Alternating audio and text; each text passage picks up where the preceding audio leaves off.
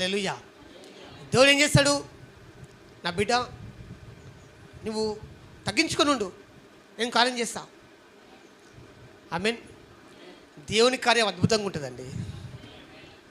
దేవుని కార్యం ఎట్లుంటుందంటే మనకు ఆశ్చర్యకరంగా ఉంటుంది, ప్రజలకు ఆశ్చర్యకరంగా ఉంటుంది. దేవుని కార్యం అట్లుంటుంది. కాబట్టి నువ్వు ఇంకోటి చెప్పాలా, సైతాన్ ముఖ్య కుయుక్తి ఒకటి చెప్పాలా లైఫ్లో, ప్రార్థనను బ్రేక్ చేయడమే.